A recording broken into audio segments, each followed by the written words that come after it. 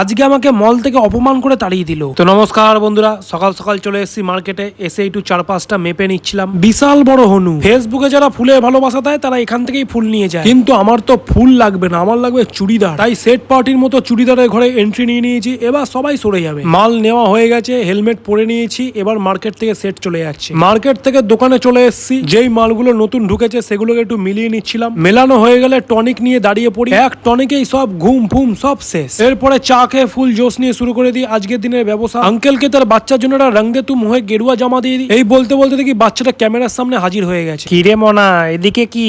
এরপর দুপুরবেলা বেরিয়ে পড়ি আমি খুশি খুশি মনে মিড ডে মিল করতে বাড়ির উদ্দেশ্যে। যারা স্কুলে মিড ডে মিল খেতে ভালোবাসতো তারা চ্যানেলটাকে একটু ফলো করে দাও। ডেইলি বাজার করতে যাদের ভালো লাগতো না তারাও দেখি এসছে নবদ্বীপে খোলা এই নতুন গ্রসারি স্টোরে, যার নামই ডেইলি বাজার। এখানে পাওয়া যায় হরেক রকমের আচার, আর সেটাই আমি একটু দেখতে এসেছিলাম। বেলুন দেখলেই আমার কেন জানি না ফাটিয়ে দিতে ইচ্ছা করে। তোমাদেরও কি এমনটা হয়? তাহলে একটু কমেন্ট বক্সে জানিও। এরপরে চলে এসেছিলাম আমাদের এক ব্যবসায়ীর ছেলের জন্মদিনের অনুষ্ঠানে। এসেই প্রথমে স্টল থেকে পকোড়া নিয়ে সেটাকেই হালকা করে সাটিয়ে দিই। তারপর শুভ কাজে বেশি দেরি করতে নেই এই বলে নিজেকে বুঝিয়ে বসে পড়ি একদম মেন কোর্স সাটাতে। ওরা কারা যারা নেমন্তন্ন বাড়িতে গিয়েও হাওয়াইতের মতো খায়? শেয়ার করো তোমাদের সেই বন্ধু বান্ধবীদের। আর আমি খাওয়ায় কনসেন্ট্রেট করি। তোমরা ততক্ষণ ভিডিওটাতে একটা লাইক আর চ্যানেলটাকে একটু ফলো করে দিও। দেখা হচ্ছে নেক্সট ভিডিওতে, ততক্ষণের জন্য বাই।